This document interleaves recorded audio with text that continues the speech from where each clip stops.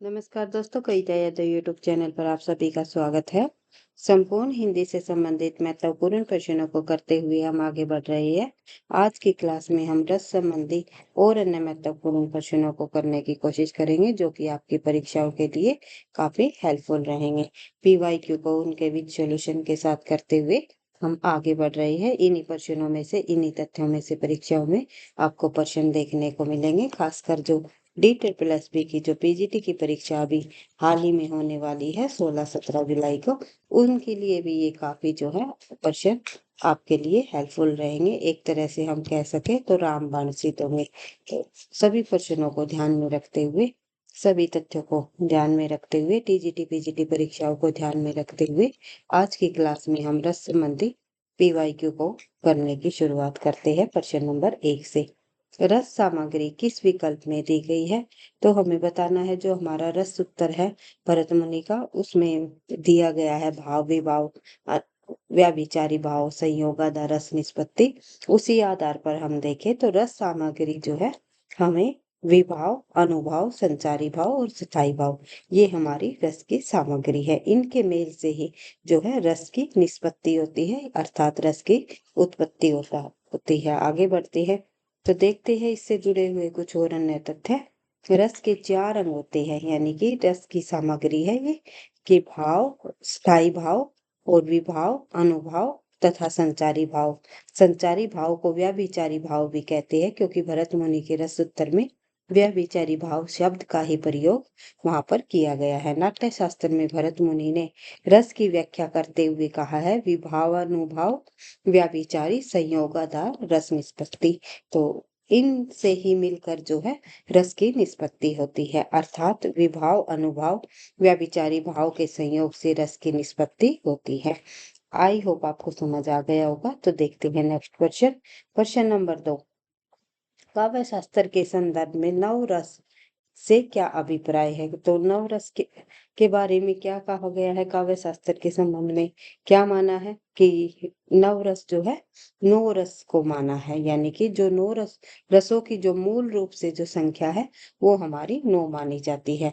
वैसे तो जो है रस हमारे 12 माने जाते हैं। अलग अलग विद्वानों ने जो है 10वां रस अलग माना है, 11वां रस भी माना है किसी ने, और 12वां रस भी माना है। मुख्य रूप से 9 रस माने गए हैं मूल रूप से। लेकिन भरत मुनि के अनुसार पूछ लिया जाए तो भरत मुनि जी ने केवल रसों की संख्या 8 मानी है। तो आगे इन सभी प्रश्नों को हम बिल्कुल डिटेल से पढ़ेंगे, समझेंगे किसके अनुसार क्या माना गया है। तो देख लेते हैं। काव्य शास्त्र के संदर्भ में नवरस से अभिप्राय 9 रसों से है। ये 9 रस इस प्रकार के हैं, जैसे कि श्रृंगार रस, हास्य रस, करुण रस, रौद्र रस, वीर रस, भयानक रस, विभत्स रस, अद्भुत रस और शांत रस। इन रसों के जो है अपने अपने स्थायी भाव भी होते हैं। तो ये स्थायी भाव भी जो है हम एक एक रस के समझेंगे, पढ़ेंगे और याद रखना है उनको, क्योंकि परीक्षाओं में पूछा जाता है कि इस रस का स्थायी भाव जो है क्या है। स्थायी भाव, किस रस का स्थायी भाव क्या माना गया है? तो ये कई बार परीक्षाओं में पूछा जाता है। और भरत मुनि जी द्वारा है रसों की संख्या 8 मानी गई है।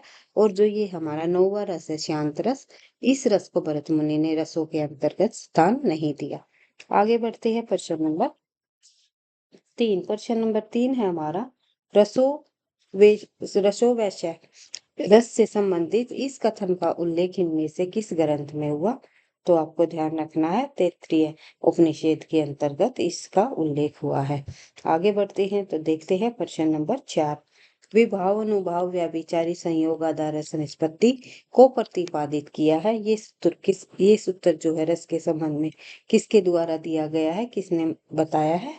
आंसर हो जाएगा हमारा भरत मुनि जी द्वारा विभावनुभाव व्याभिचारी संयोग आधार निष्पत्ति का सूत्र दिया है। आगे बढ़ते हैं तो देखते हैं। प्रश्न नंबर है हमारा, इस प्रश्न से जुड़े हुए कुछ और अन्य तथ्य कहते देखते हैं। नाट्य शास्त्र में भरत मुनि ने रस की व्याख्या करते हुए कहा है, विभाव, अनुभाव, व्याभिचारी, संयोग आधार रस निष्पत्ति, अर्थात विभाव, अनुभाव विभाव, अनुभाव तथा व्याभिचारी भाव के संयोग से रस की निष्पत्ति होती है।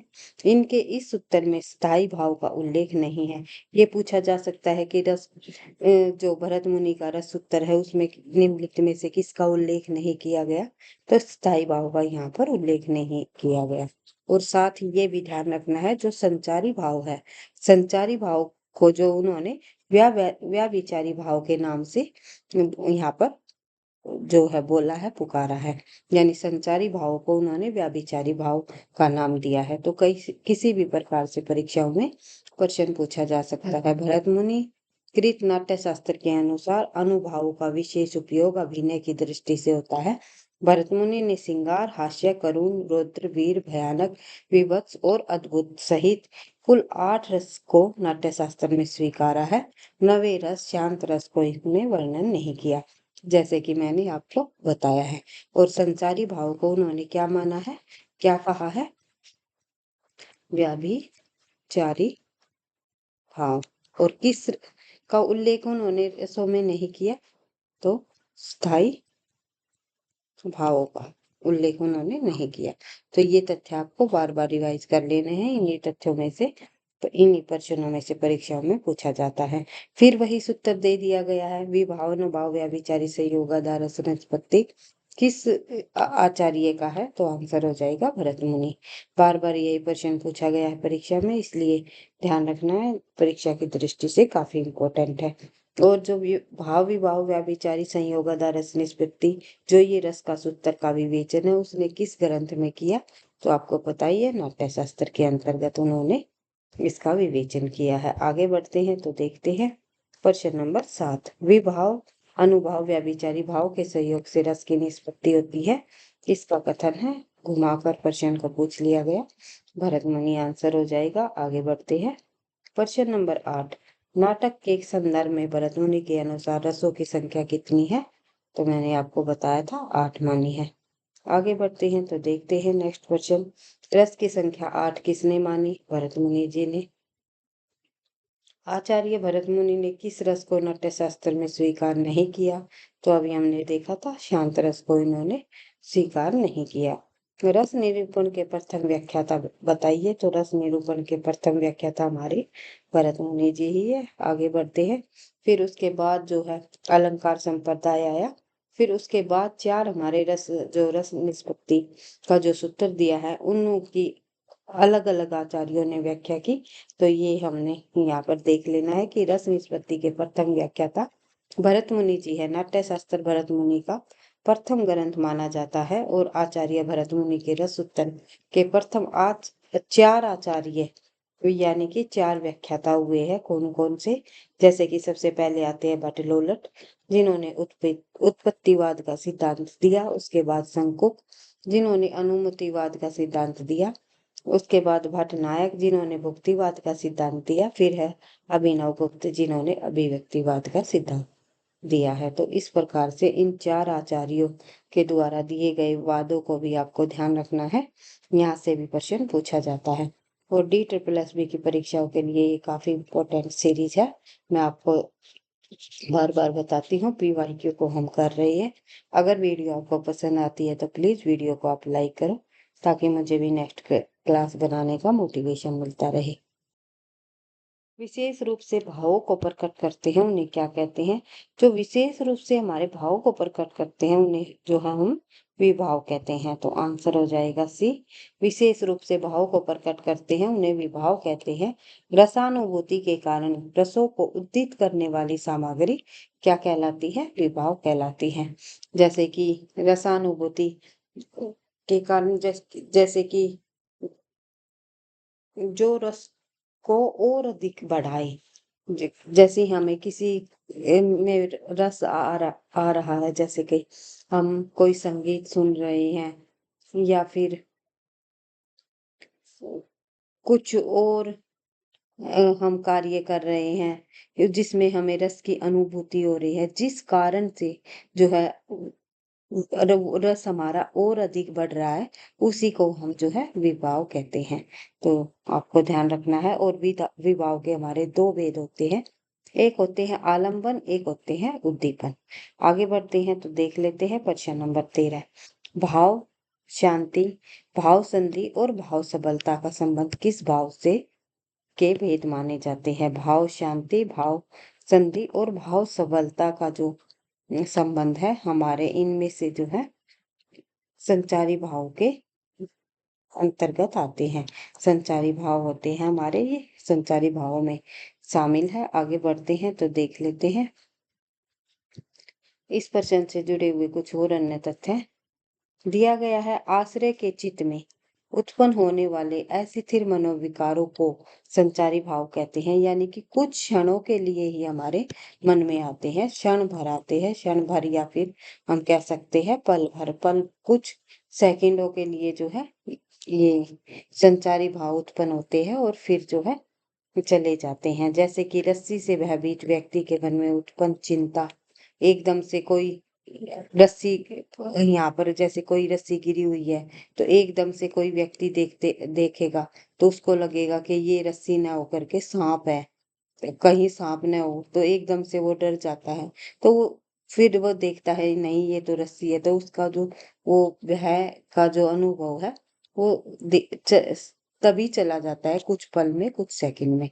इस प्रकार से हम इन्हें संचारी भाव के अंतर्गत आते हैं। इस प्रकार के भाव जो हमारे आते हैं, शरीर में उत्पन्न होते हैं, कुछ क्षण में, कुछ पल के लिए जो रुकते हैं फिर चले जाते हैं। जैसे कि उत्पन्न चिंता, रस्सी से भयभीत व्यक्ति के मन में उत्पन्न चिंता, शंका, जड़ता, उन्माद आदि भाव जो है संचारी भाव है। संचारी भाव पानी के बुलबुलों की भांति बनते हैं और बिगड़ते हैं। अतः स्पष्ट है कि भाव शांति, भाव संधि और भाव सबलता का संबंध संचारी भाव से है। आगे बढ़ते हैं तो प्रश्न नंबर 14। वाणी और अंगों के अभिनय द्वारा जिनसे प्रकट हो वे है क्या है? वाणी और अंगों के से अभिनय द्वारा जो प्रकट होते हैं वे हमारे अनुभव होते हैं। आगे बढ़ते हैं तो देखते हैं वाणी और अंगों के अभिनय द्वारा जिनसे प्रकट हो वे अनुभव होते हैं और मानव मन में स्थायी भाव के जागृत होने पर कुछ शारीरिक चेष्टाएं भी उत्पन्न होती हैं, जिन्हें हम जो है क्या कहते हैं? अनुभव। जैसे कि सांप को देखकर व्यक्ति चिल्लाने या भागने लगा तो उसकी यह शारीरिक चेष्टा क्या कहलाएगी? अनुभव। एक रस्सी को सांप मान करके जो है सांप को देखकर व्यक्ति का भय एकदम से अचानक से देख करके जो मन में भय उत्पन्न होता है वे हमारे संचारी भाव होते हैं। कुछ पल या क्षण के लिए आते हैं और चले जाते हैं। जैसे ही वो रस्सी को देखता है और सांप समझ लेता है और वह भाग लेता है वह व्यक्ति, तो भाग लेना ही जो है उसका क्या कहलाएगा? अनुभव कहलाएगा। तो इस प्रकार से आपको ध्यान रखना है। अन्य महत्वपूर्ण तथ्यों को हम देखें।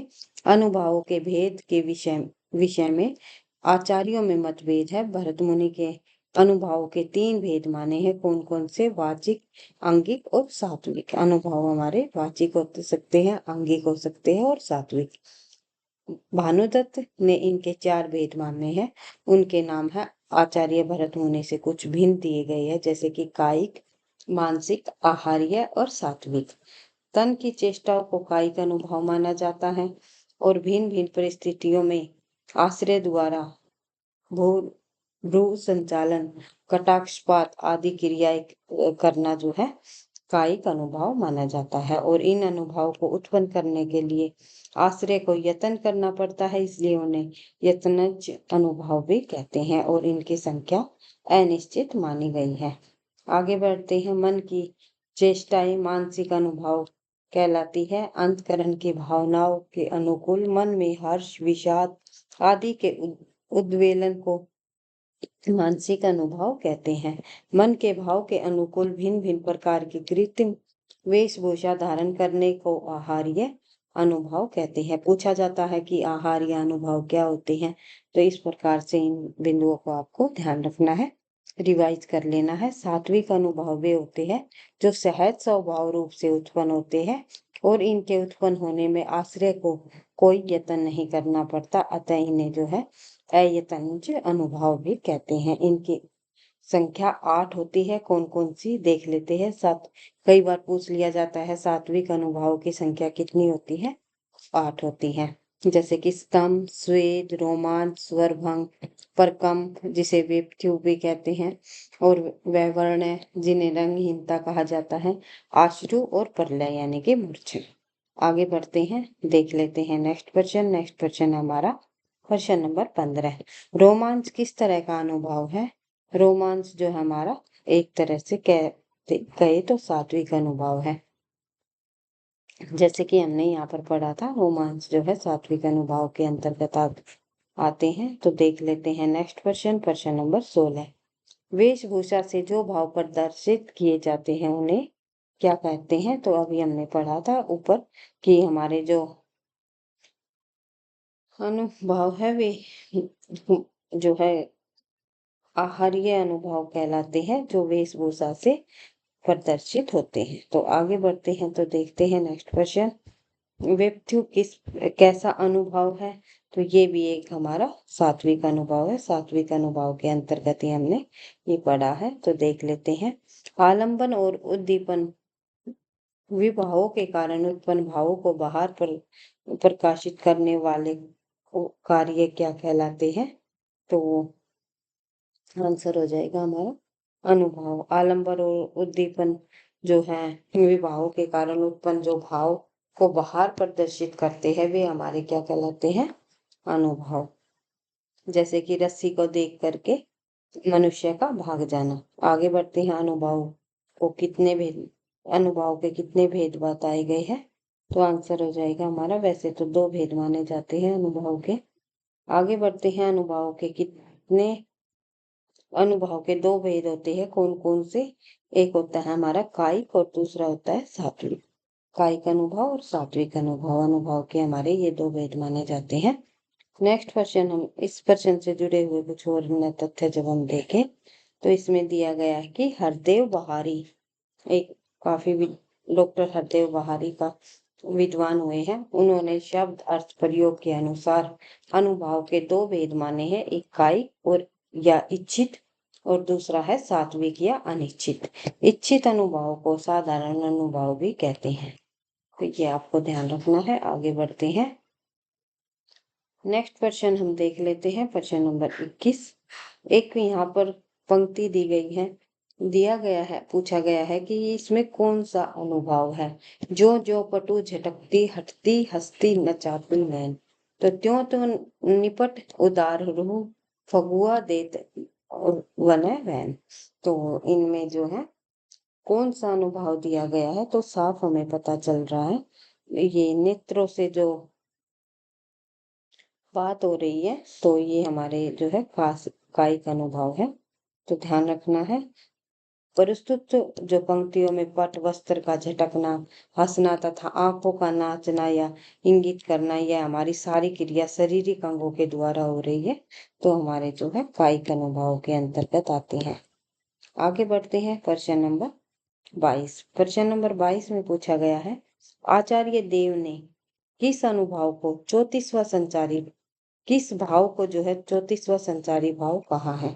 तो वैसे तो जो हमारे जो संचारी भाव है, संचारी भाव की जो संख्या कितनी मानी जाती है? 33। मूल रूप से संचारी भाव की संख्या जो है 33 मानी जाती है। तो आंसर अगर पूछ लिया जाए संचारी भाव की संख्या कितनी है, तो हमें 33 ही लगानी है। लेकिन एक विद्वान हुए हमारे, एक लेखक हुए हैं रीतिकाल के अंतर्गत, रीति बद्ध कवि आचार्य देव आचार्य की श्रेणी में आते हैं। ये भी मत हुआ है कि रीतिकाल के अंतर्गत किस कवि को आचार्य की श्रेणी में रखा जाए, किस कवि को नहीं रखा जाए, इस पर भी काफी विवाद हुआ है विद्वानों का। तो आपको ध्यान रखना है, आचार्य देव के ने जो है संचारी भावों की जो संख्या है वो कितनी मानी है? 34 मानी है। और इन्होंने जो 34वां संचारी भाव है उसका नाम दिया है छल। छल नामक जो संचारी भाव आचार्य देव ने दिया है। आगे बढ़ते हैं, आश्रय के हृदय में उत्पन्न होने वाले अस्थिर मनोविकारों को संचारी भाव कहते हैं। ये संचारी इसलिए कहे जाते हैं क्योंकि ये स्थिर नहीं रहते और बीच बीच में प्रकट होकर विलीन हो जाते हैं। इनसे स्थायी भाव की पुष्टि होती है। इनको व्याभिचारी भाव भी कहते हैं। जैसे कि भरत मुनि ने ये नाम दिया है, संचारी भाव को क्या नाम दिया है भरत मुनि ने? व्याभिचारी भाव।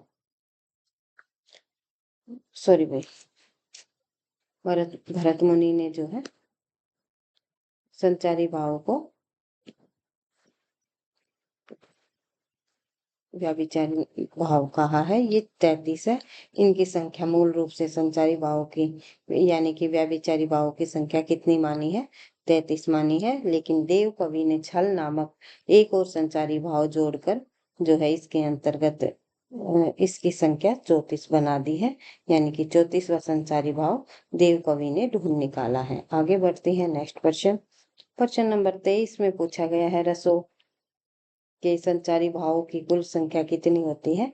तो कुल संख्या की बात आई तो 33 और देव कवि के अनुसार पूछ ली जाए तो 34। ये आपको पॉइंट ध्यान रखना है क्योंकि परीक्षा में कुछ भी पूछा जा सकता है।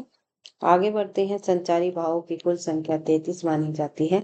इस प्रकार वे हर्ष, चिंता, गर्व, जड़ता, विबोध, चैतन्य लाभ यानी कि मोह, स्मृति, मरण, व्याधि यानी कि रोग, मद, श्रम, आवेग, दीनता, शंका, उत्सुकता, विषाद, त्राग, भय या व्यग्रता, मति, असूया, उग्रता, निर्वेद, आलस्य, उन्माद, विरडा यानी कि लज्जा, कल्याणी, शौपन, चपलता, धृति, अमर्ष यानी सहनशीलता, असहनशीलता, सहनशीलता नहीं भाई, निद्रा, अवहिता, भाव का छिपाना और अस्मार यानी कि मूर्छा और वितर्क, ये जो हमारे संचारी भाव की 33 संख्या है। और जो ये यहाँ पर जितने भी शब्द दिए गए हैं हमारे संचारी भाव के अंतर्गत आते हैं।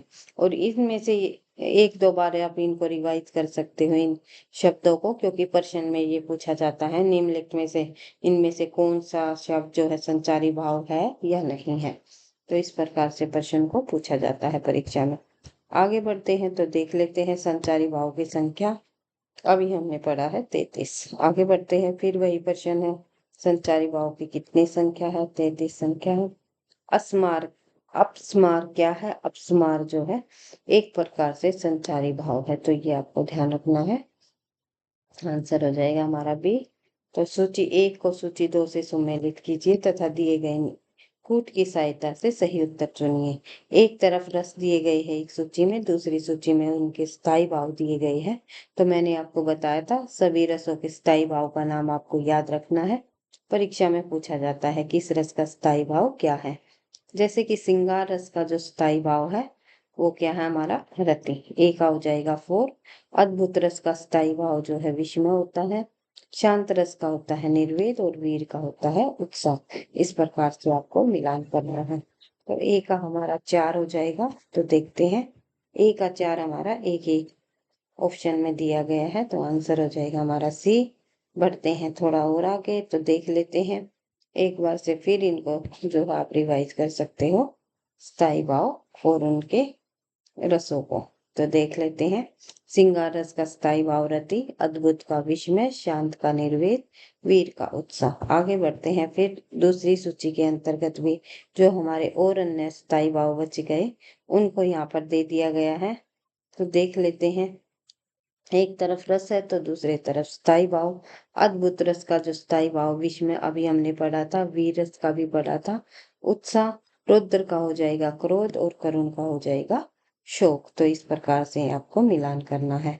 ए का हो जाएगा हमारा 3, ए का 3 भी हमारा एक ही ऑप्शन के अंतर्गत देखने को मिल रहा है। तो आंसर हो जाएगा हमारा सी। तो इस प्रकार से आप इनको एक बार फिर से रिवाइज कर सकते हो। अद्भुत रस का स्थायी भाव विश्व में, वीर का उत्साह, रुद्र का क्रोध और करुण का शोक। आगे बढ़ते हैं प्रश्न नंबर 29। निम्नलिखित में से किस विकल्प में स्थायी भाव दिए गए हैं? तो स्थायी भाव जो है इनमें से किस विकल्प के अंतर्गत देखने को मिलता है? जैसे कि यहाँ पर निर्वेद दे दिया है तो हमें पता है संचारी भाव है ये। और जो है ये हमारे अलंकारों में आते हैं। ये हमारे श्रृंगार और वीर रस है भाई, ये हमारे रस है, स्थायी भाव नहीं है, ये रस है माने गए हैं। और ऑप्शन हो गया हमारा बी के अंतर्गत जो श्रृंगार का स्थायी भाव जो है वो रति होता है। इस प्रकार से आप इनको ध्यान रख सकते हो। श्रृंगार जो है रति जो है श्रृंगार का स्थायी भाव होता है और करुण का होता है शोक शोक और वीर रस का स्थायी भाव उत्साह होता है और भयानक रस का जो स्थायी भाव भय होता है। तो ये हमारे बी के अंतर्गत सभी स्थायी भाव है। एक बार फिर से आप इनको देख सकते हो।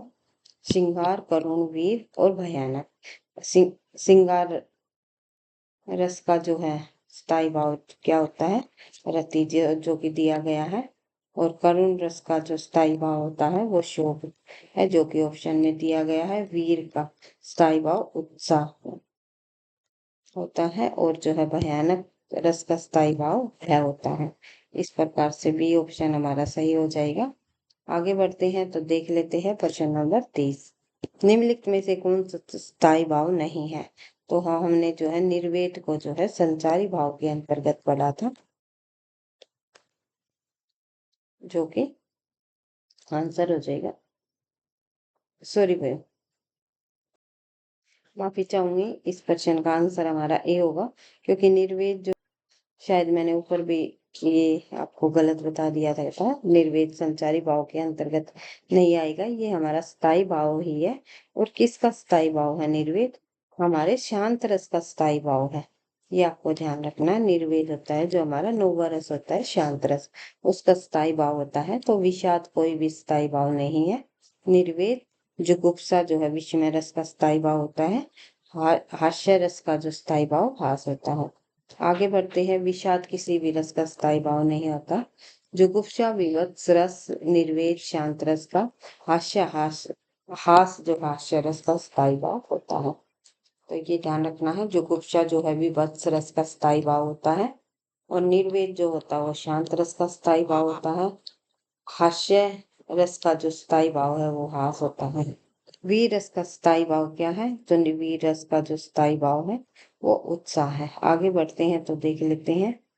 एक सेकंड भाई इस क्वेश्चन के अंतर्गत मैंने बताया था आपको निर्वेद जो है स्थायी भाव है ही है लेकिन जो है ये गल्याणी आलस्य ये गल्याणी चिंता ये स्थायी भाव के अंतर्गत नहीं आते। तो इसलिए हमारा ये ऑप्शन गलत होगा अन्यथा बी ऑप्शन हमारे यहाँ पर सही हो जाएगा। तो ये आपको पता ही है आंसर तो मैंने यहाँ पर सही बताया था। तो थोड़ा माइंड में से स्किप हो गया था भी ध्यान नहीं रहा कई बार ऐसा होता है। तो आगे बढ़ते हैं तो देख लेते हैं। वीर रस का जो स्थायी भाव है उत्साह होता है। वीर रस के 4 भेद होते हैं हमारे कौन कौन से एक युद्धवीर दानवीर धर्मवीर और दयावीर।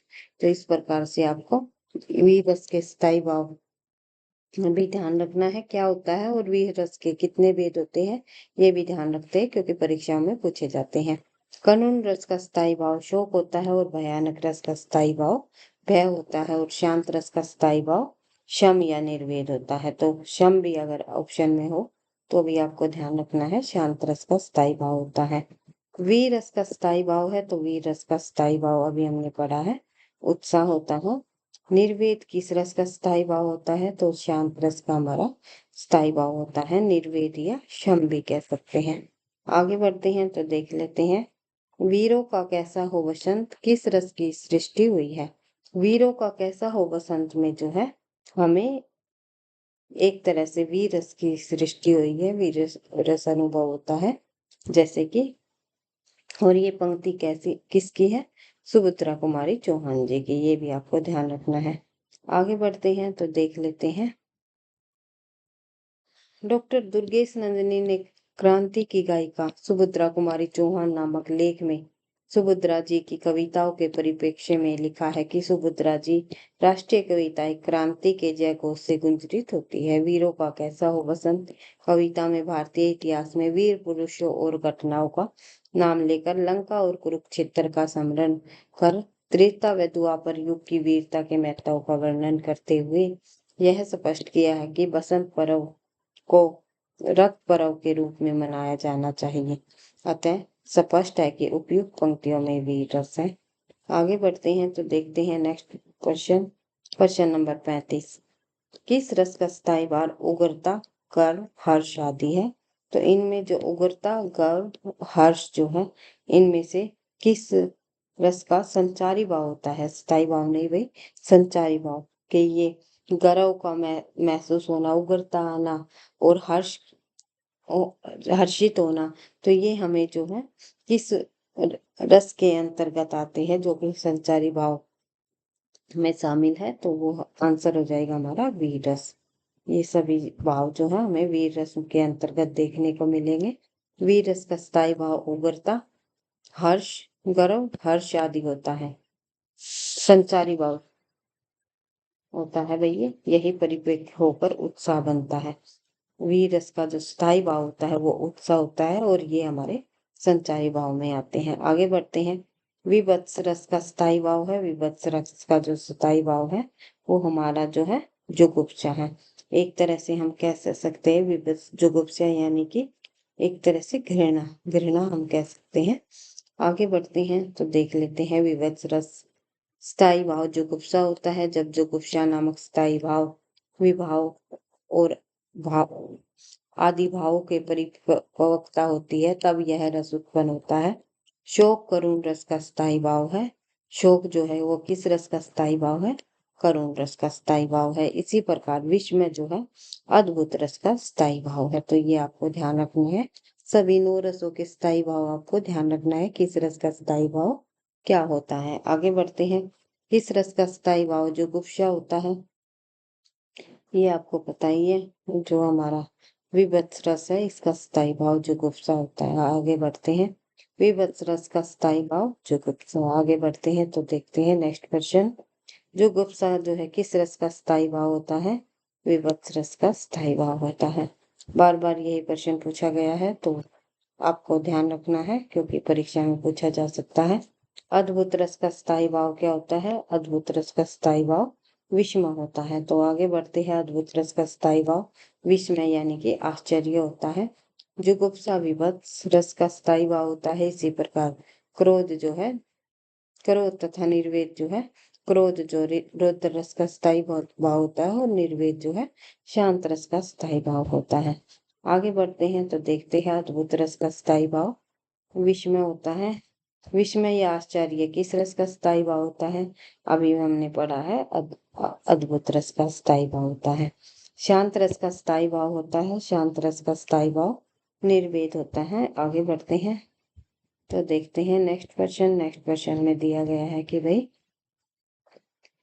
शांत रस का स्थायी भाव शम या निर्वेद होता है।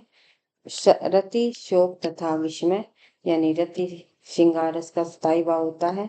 शोक करुण रस का स्थायी भाव होता है, और विस्मय जो है अद्भुत रस का स्थायी भाव होता है। निर्वेद जो है शांत रस का स्थायी भाव होता है। राम को रूप निहारती जानकी कुंवर के नग परीक्षा ही उपयुक्त पंक्तियों में जो है किस प्रकार का रस देखने को मिलता है? तो ये हमारा जो है श्रृंगार रस के अंतर्गत आएगा। तो उपयुक्त पंक्तियां श्रृंगार रस है। यहाँ राम आलंबन, सीता आश्रय है, और कन्नन के नग में परछाई देखना उद्दीपन है, यानी कि किस प्रकार से उसका वो रति भाव जो है उत्पन्न हो रहा है।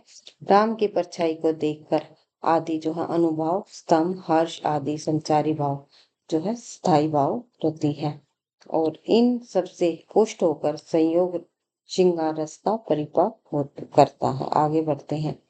नेक्स्ट क्वेश्चन हमारा श्रृंगार रस का स्थायी भाव है। तो अभी हमने पढ़ा है रति को श्रृंगार रस का स्थायी भाव माना जाता है। श्रृंगार रस का स्थायी भाव रति अर्थात प्रेम होता है, जहाँ नायक या नायिका के सौंदर्य तथा प्रेम संबंधी वर्णन किया जाता है, वहाँ श्रृंगार रस होता है। इसके 2 भेद होते हैं, एक तो संयोग श्रृंगार और दूसरा जो है वियोग या विपर्लभ श्रृंगार। आगे बढ़ते हैं। श्रृंगार रस का स्थायी भाव रति। नेक्स्ट क्वेश्चन में पंक्ति दी गई है और पूछा गया है इसमें कौन सा रस है? मेरे तो गिरिधर गोपाल दूजो न कोई जाके सिर मोर मुकुट मेरो पति सोई। जो ये इन पंक्तियों के अंतर्गत आपको जो है किस प्रकार का रस उत्पन्न देखने को मिल रहा है, तो आप लोगों को बताइए। जहाँ नायक नायिका के प्रेम की बात हो, या फिर जो है उसको श्रृंगार रस कहते हैं। मीरा की ये पंक्तियां हैं। तो मेरे तो गिरिधर गोपाल दूजो न कोई, जाके सिरमौर मुकुट मेरे पति सोई। तो आगे बढ़ते हैं तो देखते हैं। तो इसमें प्रस्तुत पंक्तियों में श्रृंगार रस का वर्णन है। यह पंक्तियां मीराबाई द्वारा रचित, जिन्होंने कृष्ण को पति के रूप में स्वीकार किया है। और जहाँ पति पत्नी या नायक नायिका की बात आ जाए तो वहां पर हमें श्रृंगार रस को ही देखने को मिलता है। आगे बढ़ते हैं तो देखते हैं प्रश्न नंबर 50। विप्रलभ श्रृंगार में वियोग की कितनी दशाएं मानी जाती हैं? विप्रलभ श्रृंगार में जो है वियोग की है, इनमें 10 दशाएं मानी गई है। देख लेते हैं कौन कौन सी विप्रलभ श्रृंगार वियोग की 10 दशाएं मानी गई है, जो इस प्रकार है।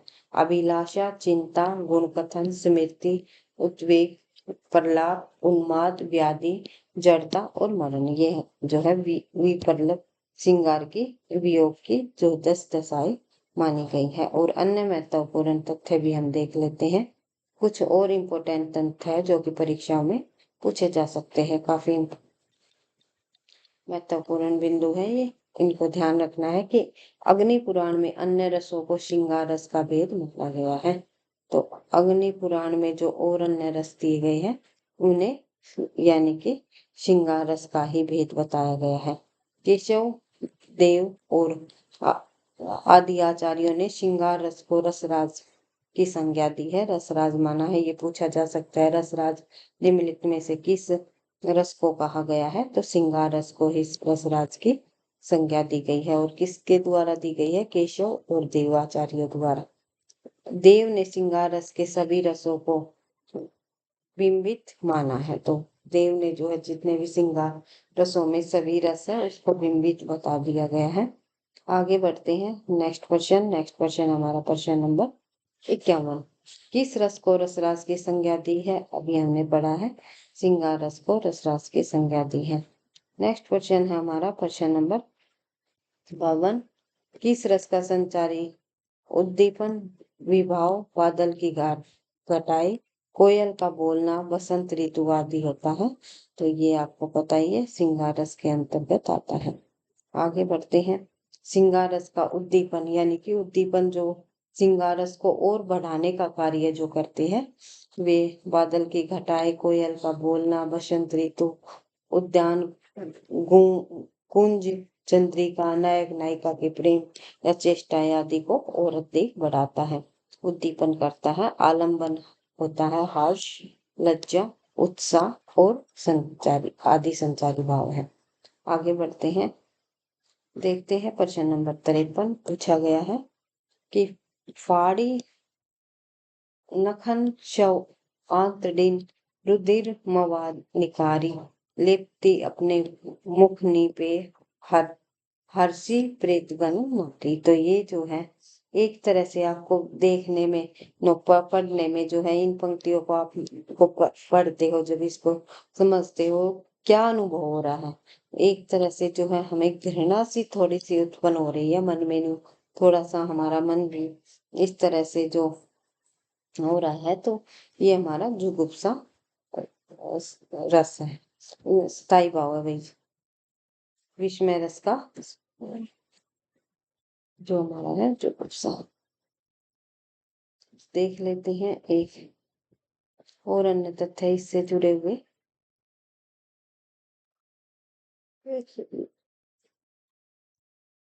उपयुक्त पंक्तियों में विभत्स रस है और जिसका स्थायी भाव होता है जुगुप्सा यानी घृणा। जहाँ किसी वस्तु, व्यक्ति, स्थान, दृश्य को देखकर घृणा उत्पन्न हो, जुगुप्सा मन में उत्पन्न हो, वही हमारा विभत्स रस होता है। आगे बढ़ते हैं। नेक्स्ट पंक्तियों में कौन सा रस दिया गया है? तो ये आपको बताना है। विंध्य के वासी उदासी तपोव्रतधारी महाबिनु नारी दुखारी। तो ये इन पंक्तियों में जो है हमें हास्य रस की उत्पत्ति हो रही है। यानी कि इन पंक्तियों का अर्थ है विंध्य के तपस्वी वासी जो है नारी के बिना काफी दुखी है। तो कहने का मतलब ये है कि जो विंध्य के वासी है, उदास है, तपोव्रतधारी है, जो महाबिनु नारी दुखारे, तो वे किसके कारण दुखी है? वे नारी के बिना दुखी है, नारी के। बिना वे दुखी है। स्त्री के बिना वे दुखी है। अगर यहाँ पर बात आ जाए तपोधारी की, जहाँ संतों की बात आ जाए, तपोधारी धारी की बात आ जाए, तो वहां नारी से उनका क्या संबंध, नारी का क्या लेना देना। तो यहाँ पर इस बात से जो है थोड़ी हंसी उत्पन्न हो रही है। बात करते हैं तप की, और बात और दुखी है नारी बिना नारी के। तो इससे जो है थोड़ी सी हास्य की उत्पत्ति होती है। तो हास्य रस जो है हमें इसमें देखने को मिलेगा। तो आगे बढ़ते हैं। प्रश्न नंबर 55। आधा पात गुगुल का तापे तनिक पसान, लाला जी करने लगे छठे क्षमा से दान। इन पंक्तियों में भी हमें हास्य रस देखने को मिल रहा है। आगे बढ़ते हैं तो देख लेते हैं। जो तुम्हार अनुशासन पावे कंदुक एव ब्राह्मण उठावे कांचो घटडारो फेरी, रोको मेरु मुकुल जमी तोरी। तो इन पंक्तियों में जो है हमें क्रोध रस का अनुभव हो रहा है, क्रोध रस का। आगे बढ़ते हैं तो देख लेते हैं नेक्स्ट क्वेश्चन कि क्रोध रस का स्थायी भाव क्या होता है। क्रोध अपना शत्रु दुष्ट व्यक्ति समाजद्रोही खलनायक आदि इनमें आलंबन विभाव होते हैं तथा उनके कार्य या चेष्टा उद्दीपन, आंखें लाल होना, दांत पीसना, होठ काटना, अस्त्र शस्त्र उठाना, इस रस के अनुभव होते हैं। प्रस्तुत पंक्तियों में लक्ष्मण के क्रोध के भाव को प्रकट यहाँ पर किया गया है। अतः यहाँ जो है क्रोध रस यहाँ पर जो है लक्ष्मण के हाव भाव को यहाँ पर बताया गया है क्रोध के रूप में। आगे बढ़ते हैं तो देख लेते हैं। नेक्स्ट भी एक पंक्ति दी गई है, यहाँ पर बताया गया है इन पंक्तियों में कौन सा रस है। तो आपको बताना है। राग है कि रूप है कि रस है कि सच है कि तन है कि मन है कि प्राण है कि प्यारी है कि। तो ये इनके अंतर्गत जो है अद्भुत रस है, जहाँ हमें पता ही नहीं चल रहा क्या है। आगे बढ़ते हैं। उपयुक्त पंक्ति अद्भुत रस है। यहाँ सुनी अथवा अनसुनी वस्तु व्यक्ति स्थान विचित्र तथा आश्चर्यजनक रूप को देखकर विस्मय हो जाता है, तो वहाँ अद्भुत रस होता है जिसका स्थायी भाव विस्मय है। तो यहाँ राग है कि रूप है कि रस है कि सज है कि तन है कि मन है कि प्राण है कि प्यारी, इनमें हमें अद्भुत रस देखने को मिल रहा है। तो आगे बढ़ते हैं तो देख लेते हैं नेक्स्ट क्वेश्चन है हमारा। एक सेकेंड में। नेक्स्ट क्वेश्चन में दिया गया है कि केशव कहीं ना जाए, केशव कहीं ना जाए, देखत तव रचना विचित्र, अति समूची मन नाही मन रहाई। तो इन पंक्तियों में जो है आपको कौन सा रस देखने को मिल रहा है। तो पहले तो आपको कमेंट बॉक्स में ये पंक्तियां बतानी है किस लेखक द्वारा लिखी गई है, इसके रचनाकार का नाम बताना है। इन पंक्तियों का आपको बताना है कमेंट बॉक्स में, ये आपका होमवर्क है। रीतिकाल के कवि के द्वारा ही लिखी गई है। अद्भुत रस इसमें देखने को मिल रहा है। तो आगे बढ़ते हैं। तो नेक्स्ट क्वेश्चन हम देख लेते हैं। Question number 59। 59 जड़ या चेतन सुंदर साकार बना, चेतनता एक विलसती आनंद अखंड घना था। तो इन पंक्तियों के अंतर्गत जो है हमें कौन सा रस देखने को मिल रहा है। तो इनमें हमें शांत रस देखने को मिल रहा है। तो इस प्रकार से आपको ध्यान रखना है किन पंक्तियों में क्या है। मन में संयम, शांति, वैराग्य को जागृत करने वाले प्रश्नों में चित्रण शांत रस का होता है, और शांत रस का स्थायी भाव क्या होता है, निर्वेद वैराग्य, या फिर आप सम भी कह सकते हैं। आगे बढ़ते हैं तो देखते हैं नेक्स्ट क्वेश्चन। नेक्स्ट क्वेश्चन में दिया गया है, फिर पंक्तियां दे दी गई है। दुख ही जीवन की कथा रही, क्या कहूँ जो आज नहीं कही। सूर्यकांत त्रिपाठी निराला जी की ये पंक्तियां हैं, ये आपको सभी को पता ही है। और केशव कहीं ना जाए जो पंक्तियां है उसका लेखक का रचनाकार का जो है आपको नाम लिखना है। रीतिकाल की के लेखक द्वारा नहीं है भाई, ये ये भक्ति काल के अंतर्गत आने वाले कवि की पंक्ति है। माफी चाहूंगी, मैं ये आपको बता देती हूँ। भक्ति काल के कवि की पंक्ति है, नागीरीति काल के केशव की पंक्ति है। तो ये आपको बताना है कि भक्ति काल के किस कवि की। आगे बढ़ते हैं।